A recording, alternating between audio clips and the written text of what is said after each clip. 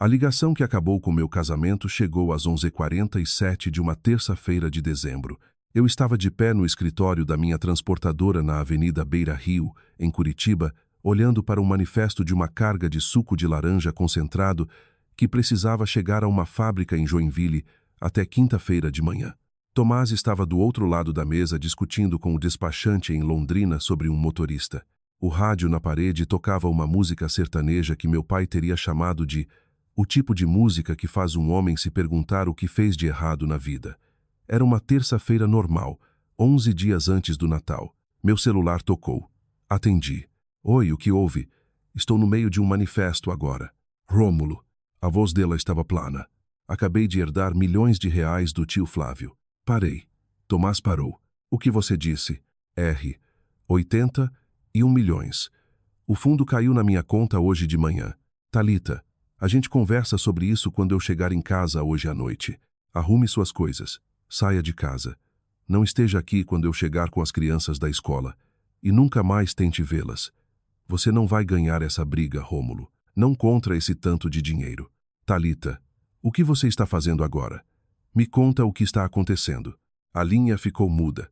Fiquei parado no meu escritório segurando um celular que não estava mais conectado a nada. E entendi 3 coisas ao mesmo tempo. A primeira era que minha esposa de 13 anos tinha acabado de me dizer em 90 segundos que esperava por essa ligação por mais tempo do que eu jamais imaginara. A segunda era que ela não tinha ligado da cozinha. Tinha ligado de algum lugar silencioso, privado, já preparado. A terceira era que os papéis do divórcio já estavam em cima da mesa quando eu chegasse em casa. Eu sabia antes mesmo de entrar pela porta. Meu nome é Rômulo Castilho. A maioria das pessoas me chama de Rômulo. Tenho 41 anos. Administro uma transportadora em Curitiba chamada Castilho Logística. Meu sócio, Tomás Veiga, e eu fundamos a empresa em 2015 com 2 caminhões usados e R. 220 mil de economias pessoais entre nós. 11 anos depois, temos 4 caminhões, 6 motoristas e uma carteira de contratos que nos rendeu R. 8 milhões de faturamento no ano passado. É uma operação pequena. Paga as contas. Coloca meu filho Theo no 5º ano e minha filha Lara no 2º ano e paga a prestação de uma casa de 4 quartos no bairro Santa Felicidade que minha esposa escolheu em 2019. Essa era a minha vida. Quero contar sobre a mulher que a desmontou. Thalita Mendes tinha 24 anos quando a conheci num casamento em Curitiba no verão de 2011. A prima dela casava com um velho amigo meu do colégio. Ela era madrinha. Eu era padrinho. Fomos pareados para a entrada da recepção e quando o bolo foi cortado, eu já tinha o número dela escrito no verso de um cartão de visitas da transportadora do meu pai que eu havia pegado emprestado no caminho para o evento. Ela era charmosa, ria nos momentos certos. Tinha crescido no bairro Boqueirão, cursado 2 anos na UFPR antes de fazer um curso técnico de contabilidade. O pai dela tinha morrido de infarto quando ela tinha 18 anos. A mãe, Júnia, trabalhava numa corretora de seguros em Curitiba. O irmão mais velho, Dean, pulava de concessionária em concessionária desde o colégio. O tio Flávio, irmão mais velho da mãe dela, morava numa casa grande no bairro Batel e tinha feito fortuna com madeira e imóveis no Paraná. Mas a família não falava muito dele. Namorei com ela por 15 meses. Casamos em outubro de 2012 numa igreja pequena em Colombo, com 38 pessoas presentes. Tio Flávio foi ao casamento, apertou minha mão na recepção, olhou nos meus olhos por 6 segundos e disse: "Filho, cuide dela. Ela vai precisar de um homem com os pés no chão." Eu não entendi o que ele quis dizer. Entendi 13 anos depois, numa terça-feira de manhã de dezembro, quando o dinheiro dele caiu na conta dela e ela me mandou sair da minha própria casa. Theo nasceu em julho de 2014. Lara nasceu em agosto de 2017. Os primeiros 10 anos do nosso casamento foram o que a maioria das pessoas chamaria de bons. Tivemos problemas. Todo casamento tem. Eu ficava muito na estrada nos primeiros anos. Ela queria uma casa maior antes de podermos pagar. Discutíamos sobre dinheiro. Discutíamos sobre o irmão dela, Jim, que pedia empréstimos a cada 2 anos e nunca devolvia. Mas éramos bons com as crianças. Éramos bons nos pequenos momentos. Tínhamos jantares de domingo na casa dos meus pais em Colombo, mais ou menos uma vez por mês. Eu achava que éramos uma família. Em agosto de 2024, tio Flávio veio nos visitar em Curitiba. Tinha 78 anos. Estava magro. As mãos tremiam um pouco. Ficou 3 dias. Levou as crianças ao Parque Barigui, comprou sorvete para eles e assistiu eles andarem no carrossel. Na segunda noite, depois que Thalita e as crianças foram dormir, tio Flávio e eu sentamos na varanda dos fundos, tomando o uísque que ele tinha trazido da coleção dele. Olhou para mim por um longo tempo antes de falar. Rômulo. Sim, Flávio. Como está minha sobrinha? Pensei. Está bem, Flávio. Temos nossos problemas como todo mundo. Rômulo, como está minha sobrinha como pessoa, como mãe, como esposa? Não estou perguntando da semana dela. Estou perguntando dela. Fiquei com aquilo. Pensei nos últimos 6 meses. No jeito como ela tinha começado a falar comigo, curto, dispensando, como se eu fosse funcionário. No jeito como tinha começado a desaparecer nas tardes de sábado para fazer compras. No jeito como tinha começado a se referir à minha transportadora como a empresinha do Rômulo na frente do irmão dela. Flávio, acho que ela pode estar passando por alguma coisa. Flávio assentiu devagar.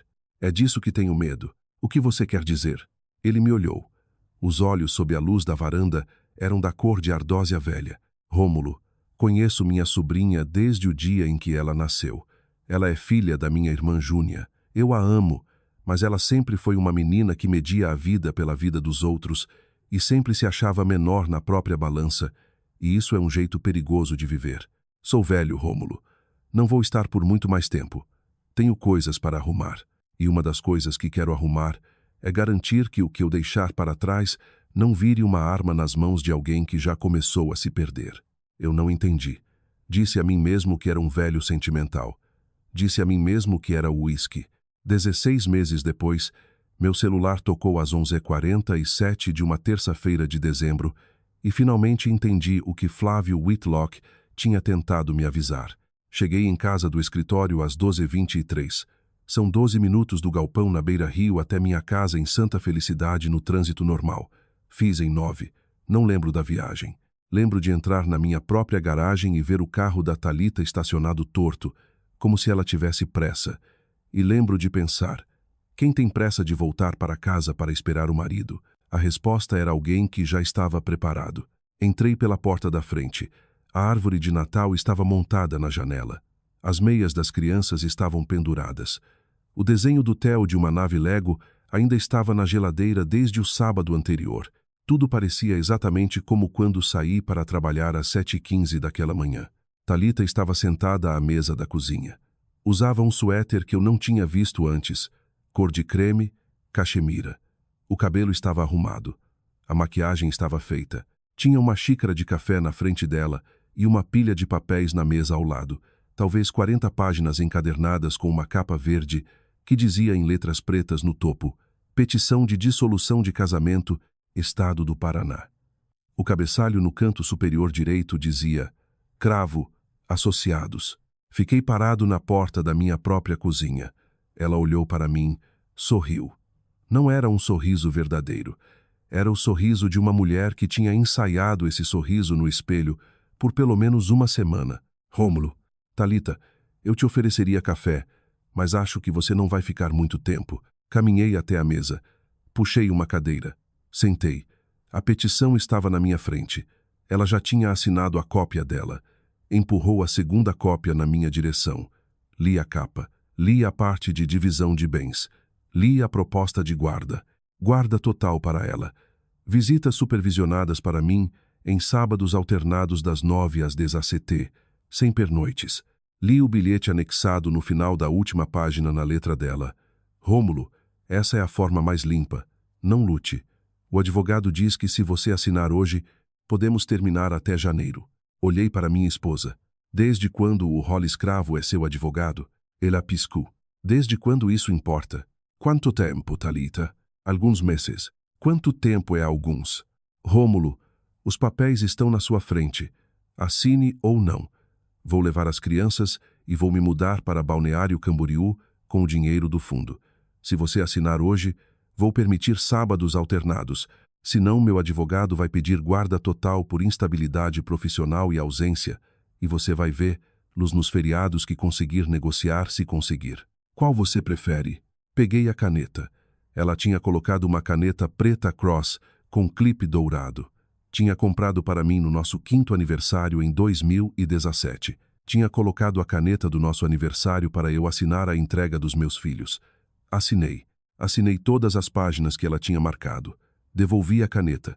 Boa sorte. Ela riu. Foi uma risada curta, quase surpresa. A risada de uma mulher que esperava resistência e não teve, e agora não sabia o que fazer com o silêncio. Levantei. Não esteja aqui quando eu voltar com as crianças, disse ela. Estou falando sério. Não estarei. Subi. Fiz uma mala. 3 trocas de roupa, minhas botas de trabalho, a foto do meu pai e eu na última viagem dele, antes de se aposentar em 2019. Peguei a foto do Theo na formatura do maternal da cômoda. Peguei a pulseira de amizade que Lara fez para mim no acampamento de verão 2 anos atrás na gaveta onde eu guardava. Deixei tudo mais. Desci. Thalita ainda estava à mesa da cozinha olhando o celular. Não levantou os olhos. Saí pela porta da frente da minha própria casa. Entrei na caminhonete. Depois dirigi para a casa de Tomás Vega. E enquanto dirigia, fiz 3 coisas. Liguei para minha advogada, Margarida Hulcon. Deixei recado. Margarida, é o Rômulo. Preciso te ver amanhã de manhã, primeira hora. Acabei de assinar papéis de divórcio e não sei se deveria. Me liga de volta. Liguei para meu pai.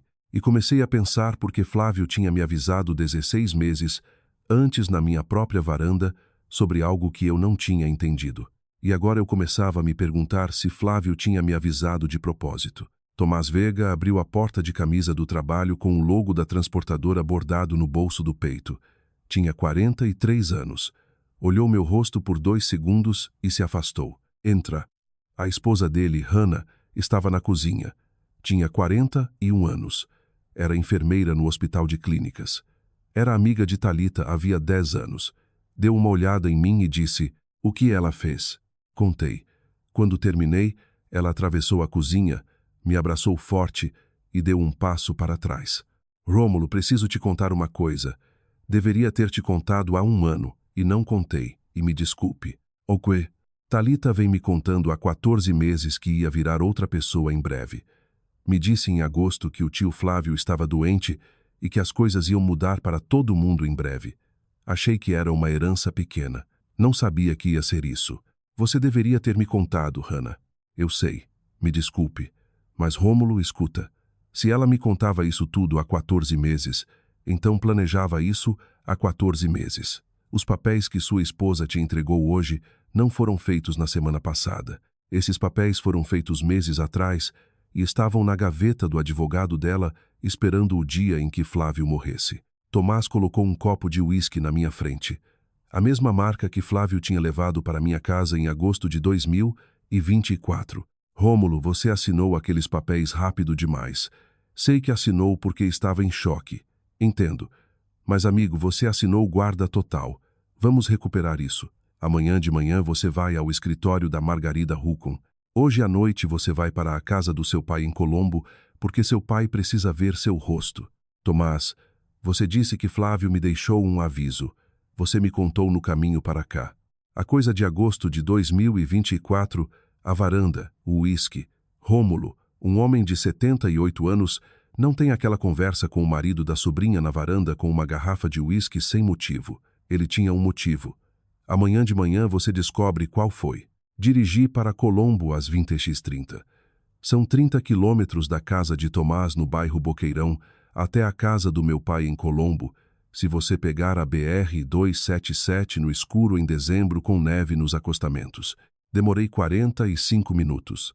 Meu pai estava na varanda quando cheguei. Roy Castilho tem 68 anos, 1,88 m, cabelo grisalho. Corta madeira desde 1987. Dirigiu caminhão de longa distância para Castilho, filhos até se aposentar em 2019. Esperava na varanda com 2 copos e a garrafa. Filho, senta. Sentei. Ele serviu. Não perguntou. Sabia. Me conta. Contei. Ele não interrompeu. Bebeu o uísque. Deixou eu chegar até o fim. Quando terminei, colocou o copo no corrimão da varanda. Rômulo, Sua esposa acabou de herdar 81 milhões e decidiu que você era descartável. Isso me diz tudo o que preciso saber sobre quem ela sempre foi. Não disse nada. Filho, vou te contar uma coisa que nunca te contei enquanto namorava aquela mulher. Eu sabia. Sabia o quê? Sabia que ela era o tipo de pessoa que faria isso se algum dia tivesse a chance. Soube no dia em que você trouxe ela para o jantar de domingo em 2011. Sua mãe me disse naquela noite, depois que vocês saíram: Roy, aquela menina é faminta por algo que Rômulo não pode dar, e o dia que ela descobrir que ele não pode dar, vai ser o dia que ela vai largar ele.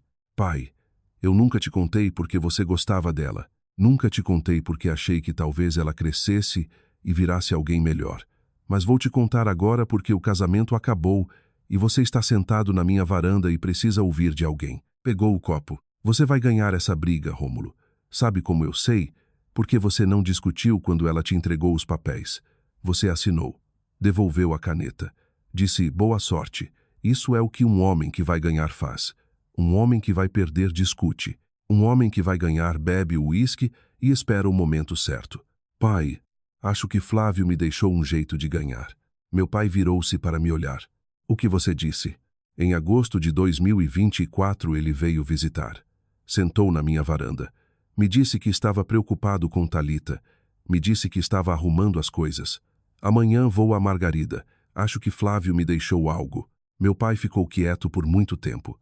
Depois disse bem devagar. Rômulo, se um madeireiro de 78 anos com 81 milhões sentou na sua varanda e te avisou sobre a própria sobrinha, então vou te dizer uma coisa de graça. Ele não só te deixou algo, ele armou uma armadilha e sua esposa acabou de entrar nela sem saber que estava lá. Levantou. Apertou meu ombro. Entra. Sua mãe fez rocambole. O escritório de Margarida Hulcon ficava no terceiro andar de um prédio antigo no centro de Curitiba. Ela era minha advogada desde 2010. Tinha 58 anos. Usava cabelo grisalho curto.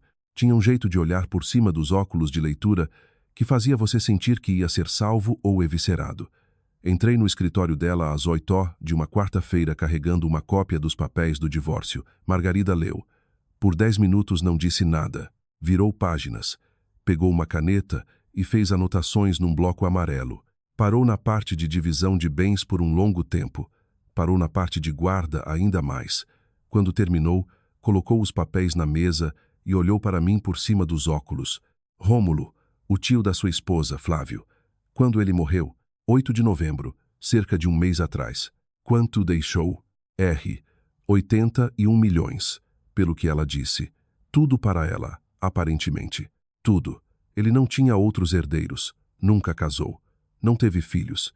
A única irmã é a mãe de Thalita, Júnia. Dean, irmão de Thalita. E Thalita eram os únicos sobrinhos. Isso não faz sentido. O que você quer dizer? Rômulo, um madeireiro de 79 anos com 8 dígitos, com uma irmã próxima, que tinha 2 filhos adultos, e ele deixou tudo para uma sobrinha, e nada para a irmã, nada para o sobrinho, nada para a caridade. Isso é o que ela disse. Em 2024, Flávio teve algum contato com você que tenha parecido estranho na época ou em retrospecto? Contei sobre o uísque na varanda. Margarida escreveu no bloco por uns 30 segundos. Depois levantou os olhos. Rômulo, tem algo aqui que não bate. Preciso fazer uma ligação. Preciso que você vá buscar as crianças na escola hoje depois do último sinal. Leve elas para jantar, haja normal, e traga de volta antes que Thalita saiba que elas saíram. Theo e Lara ainda são legalmente seus até uma ordem de guarda ser assinada por um juiz. E um juiz ainda não assinou nada. Margarida, tem certeza? Rômulo, advogo direito de família em Curitiba há 31 anos. Tenho muita certeza. Amanhã de manhã às 8h você e eu vamos a uma reunião no Batel com um homem chamado Stanislaw Pickering, que foi advogado de Flávio por 41 anos. Flávio mencionou ele na minha varanda. Disse que Stan era o único homem em Curitiba que ele confiava para manter a boca fechada e as promessas cumpridas. Margarida anotou isso. Rômulo, acho que vamos ficar bem. Theo e Lara estudam na escola municipal do bairro. Estacionei na fila de busca às 14h35 e esperei. Theo me viu primeiro. Saiu pela porta lateral da escola carregando a mochila e a lancheira e caminhou para a caminhonete do jeito que um menino de 11 anos caminha quando foi dito algo terrível na noite anterior. Subiu na cabine, não disse nada. Lara saiu 2 minutos depois. Tem 8 anos. Não tem a contenção do irmão. Subiu no banco de trás e explodiu em lágrimas. Papai. Oi, filha. Mamãe disse que você ia nos abandonar. Lara, não vou abandonar vocês. Nunca vou abandonar vocês. Mamãe e eu estamos com problemas, mas não vou abandonar vocês. Ela disse que você assinou os papéis. Assinei, mas agora tenho uma advogada e os papéis vão mudar. Lara, olha para mim. Não vou a lugar nenhum. Entendeu? Ela chorava demais para responder. Dirigi até uma cantina antiga no centro e sentamos numa mesa de canto. Pedi prato infantil. Lara ganhou macarrão com manteiga. Theo ganhou pizza. Eu pedi café porque não conseguia comer. Theo finalmente falou depois que a comida chegou. Pai, a mamãe está bem? O que você quer dizer? Ela não é a mesma pessoa. Não era assim antes. Semana passada ela gritou comigo por colocar o copo na bancada sem descanso e chorou por causa do descanso, pai. Chorou por causa de um descanso. Isso não é normal. Theo, quero morar com você, pai.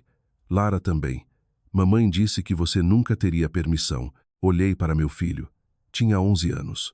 O rosto era o rosto de uma criança que em um único período de 24 horas foi forçada a virar alguém mais velho do que era.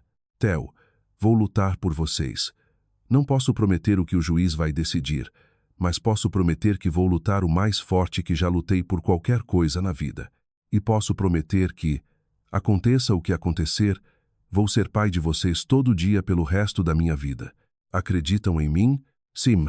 Lara, acredita em mim? Sim, papai. Então come seu macarrão. Ela comeu o macarrão. Theo comeu a pizza. Eu bebi o café. Deixei eles em casa às 16h45. O carro de Thalita não estava. Levei as crianças até a porta. Disse que amava eles. Theo me abraçou. Lara se agarrou na minha perna por 30 segundos antes de soltar. Fui embora. Dirigi direto para o apartamento que aluguei mobiliado por mês numa kitnet perto da UFPR. Sentei naquele apartamento naquela noite com as luzes apagadas. Pensei em Flávio. Pensei num homem que encontrei 2 vezes na vida, que apertou minha mão num casamento em 2012 e me disse para cuidar da sobrinha, que sentou na minha varanda em agosto de 2024 e me avisou que algo vinha. Adormeci num sofá que não era meu num apartamento que aluguei 6 horas antes, segurando a pulseira de amizade que minha filha de 8 anos fez para mim no acampamento de verão 2 anos antes.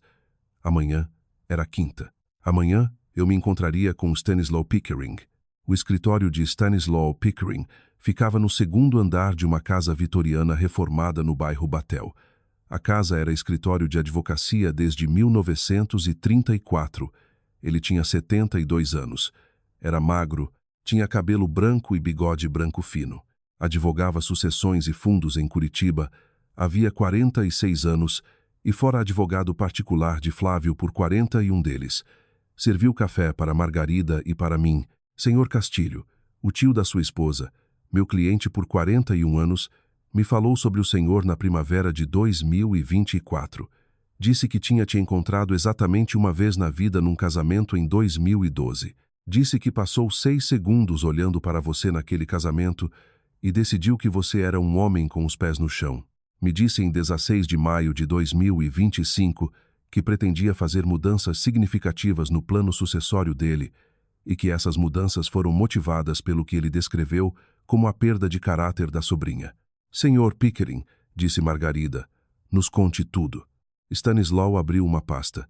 O patrimônio líquido de Flávio no momento da morte era R$81 milhões. Até maio de 2025, o testamento e o fundo nomeavam 4 beneficiários. A irmã Júnia receberia R$5 milhões em dinheiro. Thalita e o irmão Dean receberiam partes iguais do restante. Uma pequena doação de R$275 mil iria para a Sociedade Protetora dos Animais de Curitiba. Redigiu em 2015 e atualizou minimamente por 10 anos. E depois de maio de 2025, em maio de 2025, Flávio me chamou ao escritório e pediu que eu redigisse um fundo inteiramente novo. Tinha decidido que não confiava mais na sobrinha Talita com dinheiro. Também tinha decidido que o sobrinho Dean era, nas palavras dele, um parasita que esperava 20 anos pela morte dele. Como ele reestruturou? O novo fundo estabeleceu uma estrutura de distribuição discricionária comigo como curador. Talita Mendes Castilho, sua esposa, se tornou a beneficiária principal, mas as distribuições estão sujeitas a uma série de condições. Flávio foi muito explícito sobre as condições. Ele redigiu parte da linguagem pessoalmente. Quais condições? Stanislau abriu o documento do fundo. Há 7 condições, Sr. Castilho. Vou resumir as 4 relevantes. 1. A beneficiária não deve usar recursos do fundo direta ou indiretamente para privar qualquer filho menor de relacionamento significativo com ambos os pais biológicos. 2. A beneficiária não deve usar recursos do fundo para financiar litígio, buscando guarda unilateral de qualquer filho menor, a menos que tal litígio seja apoiado por decisão judicial de abuso ou incapacidade. 3. A beneficiária deve manter evidências documentadas de cooperação com o outro pai biológico em assuntos de bem-estar infantil. 4. Violação de qualquer das anteriores resultará em perda imediata do interesse da beneficiária, com os ativos redirecionados para um fundo beneficente a ser administrado pelo curador. Colocou o documento na mesa. Sr. Castilho, desde ontem à tarde, quando meu escritório recebeu aviso do Dr. Hollis Cravo de que sua esposa entrou com divórcio e buscava guarda unilateral, sua esposa está em violação das condições 1, 2 e 3. Não disse nada. Margarida disse baixinho. Stan, ela já recebeu alguma distribuição? Recebeu uma distribuição inicial de R$8, 2 milhões que foi transferida para a conta dela em 15 de novembro. Essa distribuição foi feita antes de eu ter visibilidade das ações dela quanto ao casamento e às crianças. E os restantes R$72, 8 milhões ainda não foram distribuídos. Estão na conta do fundo no Banco do Brasil, onde sou o único signatário autorizado pendente verificação das condições. Ela pode contestar o fundo? Pode tentar. Perderia. O documento é a prova de balas. A gravação em vídeo de toda a reunião em que Flávio explica seu raciocínio. A declaração juramentada do médico confirmando capacidade cognitiva dele. Há testemunhas independentes para toda a assinatura e a distribuição de R$8, 2 milhões já feita, está sujeita à devolução. Sentei naquela casa vitoriana reformada numa cadeira construída antes de eu nascer e entendi que Flávio, um homem que encontrei exatamente 2 vezes na vida, tinha construído uma arma para mim. Sr. Pickering, por que Flávio fez isso?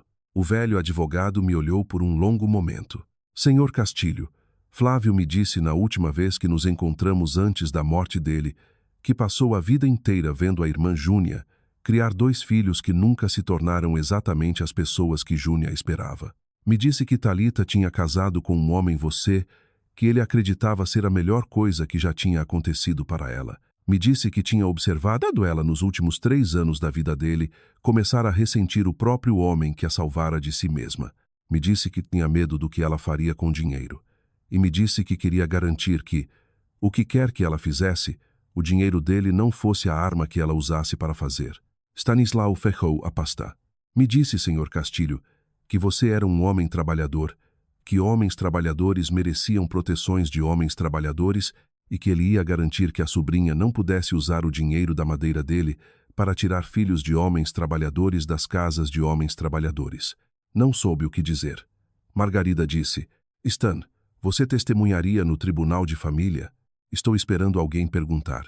Margarida protocolou uma contrapedido de guarda primária em 12 de dezembro. Protocolou uma petição para a divulgação de todos os documentos do fundo em 16 de dezembro. Protocolou uma intimação para Stanislau Pickering em 18 de dezembro. Protocolou um pedido de curador especial para entrevistar as 2 crianças em 19 de dezembro. Hollis Cravo reagiu forte. Protocolou petições para anular. Protocolou petições de proteção. Enviou a Margarida uma carta que me chamava de homem de classe trabalhadora desesperado para extrair concessões financeiras de uma esposa que entrou em riqueza independente. Margarida guardou a carta numa pasta. Me disse no telefone, Rômulo, Hollis Cravo acabou de te chamar de classe trabalhadora em papel timbrado oficial. Vou fazer ele engolir essa carta no tribunal em fevereiro. Enquanto isso, meu cronograma de guarda com as crianças foi renegociado para um arranjo temporário de 50/50. Theo e Lara vinham para o apartamento perto da UFPR toda outra noite de domingo e ficavam até a noite de domingo seguinte. Comprei um beliche de segunda mão para o quarto de Lara. Comprei uma mesa para Theo fazer lição. O Natal foi difícil. As crianças estavam com Thalita pelo acordo temporário. Dirigi para Colombo para passar a manhã com meus pais. As crianças me ligaram às 19h15 por vídeo. Theo tinha ganhado um Lego que queria havia 2 anos.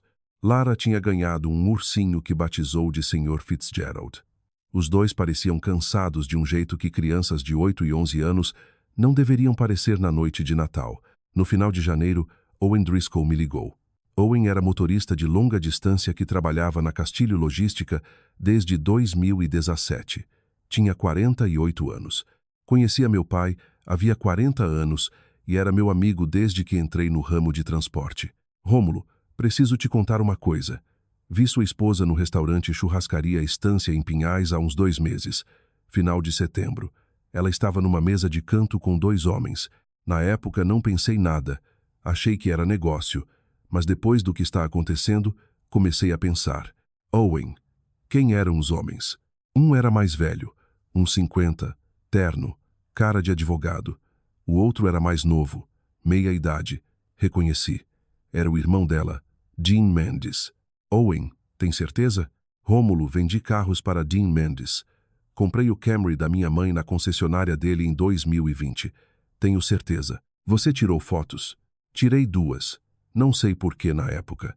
Só tive um pressentimento. Dirigi até um restaurante em Pinhais 2 dias depois e encontrei Owen no café da manhã. Ele me mostrou as fotos. A primeira era ampla. 3 pessoas numa mesa de canto. Thalita de perfil, uma taça de vinho na frente. Holly escravo de terno cinza. Dean Mendes de costas para a câmera, mas inconfundível na jaqueta. A segunda foto era de ângulo mais próximo. Hollis deslizava uma pasta para Thalita e Thalita sorria. O carimbo de data era 24 de setembro de 2025. Flávio ainda estava vivo em 24 de setembro de 2025. Morreria só 6 semanas depois. Thalita estava se encontrando com um advogado de divórcio e o irmão, planejando o desmonte do casamento 6 semanas antes da morte do tio. Enviei as fotos para Margarida. Ela me ligou de volta 45 minutos depois. Rômulo, isso é um problema para eles. Quão grande? Grande o suficiente.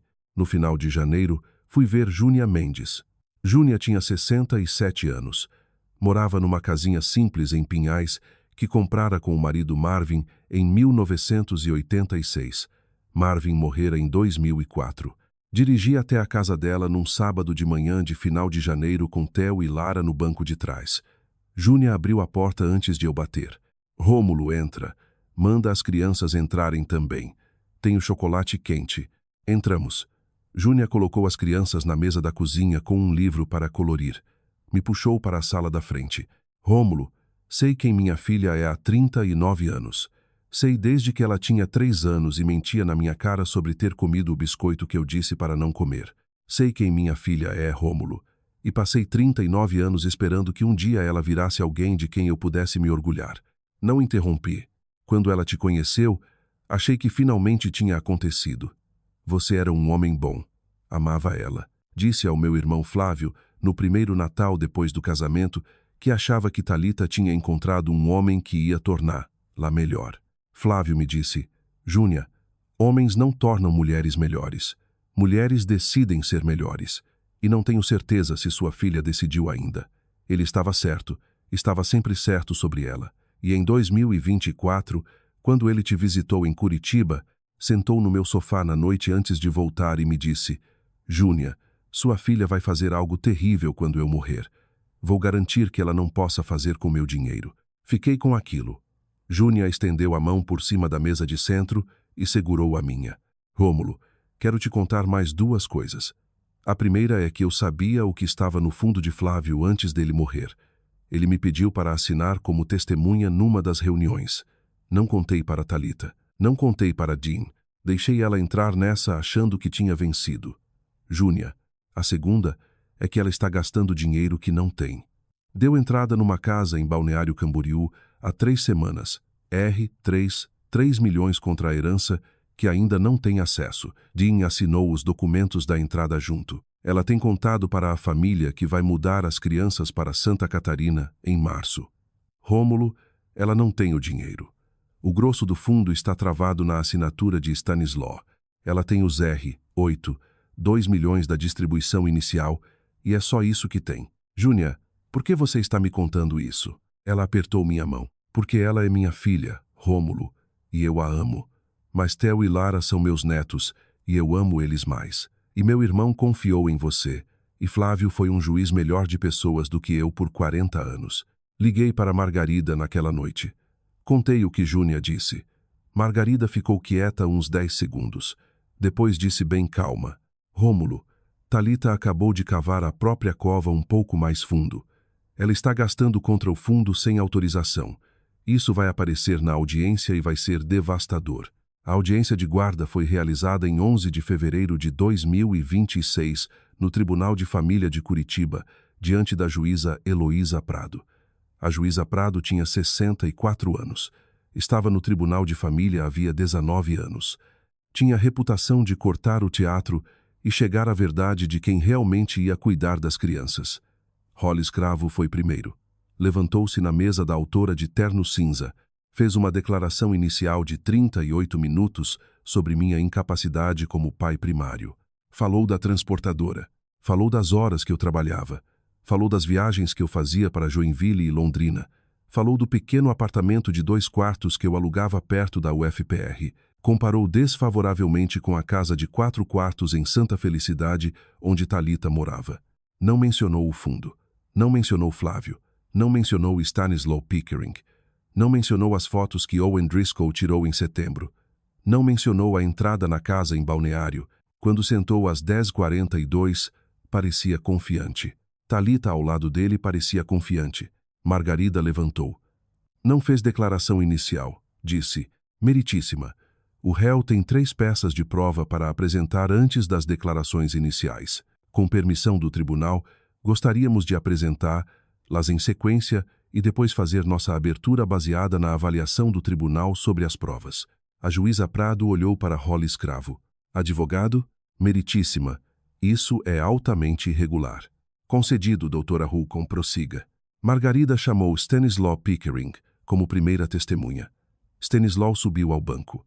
Foi juramentado. Testemunhou por 42 minutos sobre o fundo de Flávio, sobre as condições, sobre as conversas gravadas com Flávio entre maio e agosto de 2025, sobre a capacidade cognitiva de Flávio, sobre as testemunhas das assinaturas. O rosto de Hollis Cravo mudou uns 15 minutos depois do depoimento de Stan. O rosto de Thalita mudou uns 20 minutos depois. Quando Stan terminou, toda a mesa da autora estava pálida. Margarida chamou a segunda prova. As fotos do celular de Owen Driscoll, datadas de 24 de setembro de 2025, mostrando Thalita, Hollis Cravo e Dean Mendes na churrascaria Estância, 6 semanas antes da morte de Flávio, planejando a dissolução do meu casamento. A juíza Prado olhou as fotos por um longo tempo. Margarida chamou a terceira prova. Uma carta escrita na letra cuidadosa de Theo, de 11 anos, pedindo nas próprias palavras para morar principalmente com o pai, com o apoio da irmã de 8 anos, Lara. A carta tinha sido entregue ao tribunal 2 semanas antes, depois de entrevista privada entre as crianças e o curador especial. A juíza Prado leu a carta 2 vezes. Levantou os olhos. Doutor Cravo, senhora Castilho, posso ver os advogados no banco? Hollis Cravo e Thalita caminharam até o banco. A juíza Prado inclinou-se para a frente. Falou baixo, mas o fórum era pequeno o suficiente para eu ouvir claramente da mesa do réu. Doutor Cravo, o senhor sabia das condições do fundo quando protocolou esta petição? Meritíssima, eu estava ciente do fundo de forma geral. Sabia das condições? Estava ciente de que havia certas provisões, mas minha cliente me representou que era a beneficiária única e incondicional. Doutor Cravo, o senhor leu o documento do fundo antes de pedir guarda unilateral em nome da sua cliente? Não, meritíssima. A juíza virou a cabeça. Senhora Castilho, Thalita tinha ficado da cor de papel. Sim, meritíssima. Senhora Castilho, a senhora estava ciente das condições no fundo do seu tio, Jas Moniza. Jas.0 no momento em que pediu guarda unilateral. Estava ciente de que havia algumas restrições, mas não achei que se aplicassem a sim ou não, senhora Castilho. Uma longa pausa. Sim. E a senhora estava ciente de que pedir guarda unilateral, usando advogados pagos com recursos que esperava receber desse fundo, constituiria violação das condições? Talita não respondeu. Hollis Cravo, ao lado dela, disse baixinho, numa voz que eu mal conseguia ouvir a 12 pés de distância, as 5 palavras que encerraram o caso: o fundo exige guarda compartilhada. Talita virou-se para olhar para ele. Por um segundo inteiro não se mexeu. Depois gritou. Não foi uma palavra. Foi um som.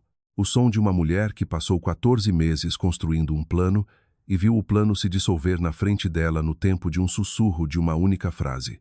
A juíza Prado bateu o martelo uma vez. Oficial de justiça, por favor, escolte a senhora Castilho para o corredor. Senhora Castilho, recomponha-se. Voltaremos em 15 minutos. O oficial escoltou Talita para fora do fórum. Hollis Cravo ficou parado no banco parecendo um homem que via a carreira evaporar em tempo real. A juíza Prado olhou para mim. Senhor Castilho, o senhor e sua advogada podem se aproximar do banco. Margarida e eu caminhamos até lá. A juíza Prado fechou a pasta na frente dela. Senhor Castilho, vamos fazer um breve recesso. Quando voltarmos, vou anular a petição original de divórcio e determinar que as partes apresentem petições revisadas. Espero conceder ao senhor guarda primária dos 2 filhos menores. Espero exigir que a senhora Castilho cumpra as condições do fundo do tio dela. Espero que o Dr. Cravo esteja bastante ocupado nas próximas semanas com a revisão disciplinar que vou encaminhar à OAB. Olhou para Margarida. Doutora Hulcon, excelente apresentação. Olhou para mim. Senhor Castilho, seu filho escreve uma carta e tanto para um menino de 11 anos. Bateu o martelo. Audiência suspensa até às 11. Saí daquele fórum segurando o braço de Margarida porque minhas pernas não funcionavam completamente. No corredor, Talita estava sentada num banco encostado na parede. Chorava. Hollis Cravo não estava em lugar nenhum. Passei pela minha esposa sem falar. Saí para o sol frio de fevereiro na Avenida Batel, em Curitiba, e fiquei nos degraus do fórum e liguei para meu pai. Pai, Rômulo acabou? Ganhamos, pai. Flávio acabou de se virar no túmulo e rir, filho. É meados de abril agora, pouco mais de 4 meses desde a ligação que acabou com meu casamento numa terça-feira de manhã de dezembro. O tribunal lançou as ordens finais em 14 de março. Tenho guarda primária de Theo e Lara. Eles moram comigo de domingo à noite até sexta à tarde. Passam de sexta à tarde até domingo à tarde com a mãe, com as condições estruturadas sob supervisão da juíza Prado e supervisão do fundo de Stanislau. Talita não é mais a beneficiária incondicional do fundo de Flávio. Recebe uma distribuição mensal de R$ 66 mil contingente ao cumprimento do arranjo de guarda e ao apoio ativo ao relacionamento das crianças comigo. O grosso do fundo, R$ 72, 8 milhões, permanece nas mãos de Stan e só será distribuído se, e quando Theo e Lara chegarem à maioridade com o relacionamento comigo intacto, se ela violar o arranjo, todo o fundo reverte para uma fundação beneficente que Flávio nomeou nos documentos originais.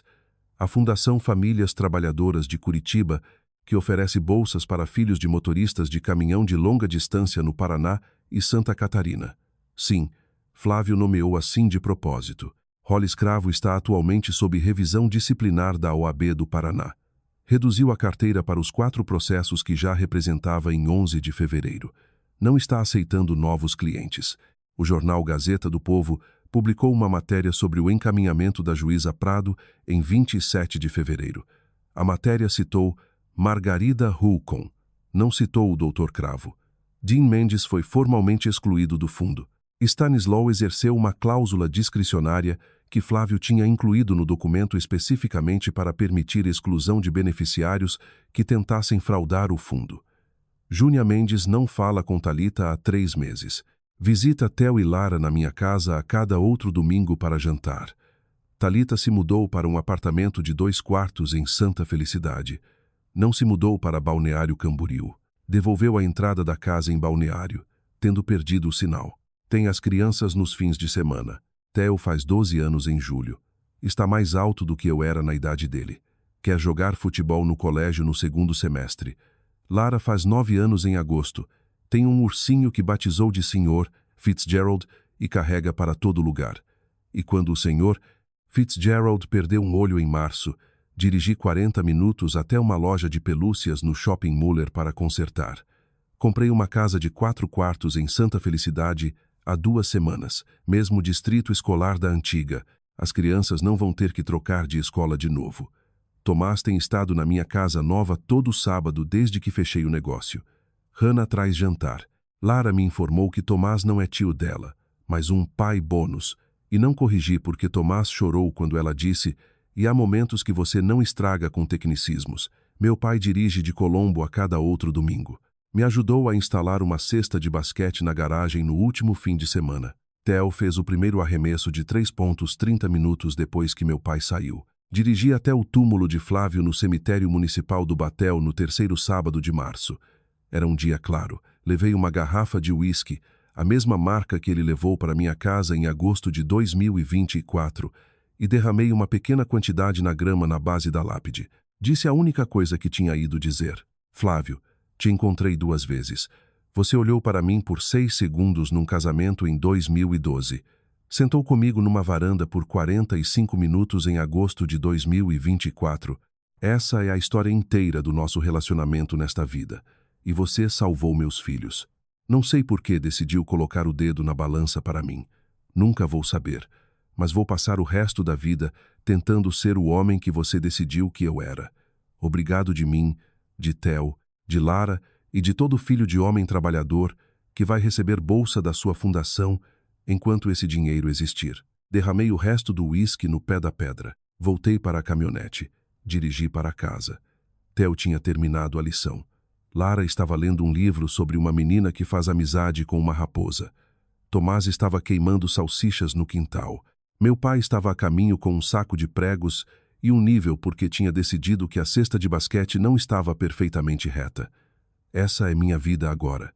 É uma boa vida. É a vida que Flávio viu de algum jeito que não consigo explicar 13 anos antes de ter qualquer razão para acreditar que precisaria de defesa. Então me deixe te perguntar uma coisa. Você já viu alguém que amava virar alguém que não reconhecia? Já foi dito pela pessoa que prometeu ficar ao seu lado que você era descartável? Já teve que olhar para seus próprios filhos e dizer que ia lutar por eles, quando não tinha certeza naquele momento de que sabia como? Vou ser honesto. Na noite em que Thalita me entregou aqueles papéis, eu não sabia como. Dirigi para a casa do meu melhor amigo sem plano. Dirigi para a varanda do meu pai sem plano. Aluguei um apartamento sem plano. Entrei no escritório de Margarida Hulcon sem plano. O que eu tinha, e essa é a única coisa que eu tinha, foi uma única conversa de 45 minutos numa varanda em agosto de 2024 com um homem de 78 anos que olhou para mim por 6 segundos num casamento em 2012 e decidiu, sem me contar, que eu valia a pena proteger. Não mereci isso, não ganhei. Eu era só um homem que apareceu num casamento 13 anos atrás, usando uma gravata emprestada e casou com uma mulher que estava prestes a virar outra pessoa. Mas Flávio decidiu que eu valia a pena proteger mesmo assim. Às vezes as pessoas que salvam sua vida são as pessoas que você mal conhece. Às vezes elas estão te observando quando você não sabe que está sendo observado. Às vezes elas estão mortas antes de você entender o que fizeram. Se você já foi subestimado pelo cônjuge, pelos sogros, pelas pessoas que prometeram te amar e depois silenciosamente decidiram que você era um incômodo temporário, quero ouvir de você. Se você já foi a pessoa que recebeu a ligação, o pacote de papéis, o momento em que o chão saiu debaixo de você e entendeu pela primeira vez que tipo de pessoa tinha casado. Me conta o que você fez. Me conta como você se levantou. Me conta quem foi seu Flávio, se você teve a sorte de ter um. Vou ler todos os comentários. Se esta história te mexeu, passe adiante. Mande para o homem da sua igreja que tem ficado quieto ultimamente. Mande para seu irmão. Mande para qualquer um que já foi dito que era descartável porque não é. Inscreva-se no canal para mais histórias.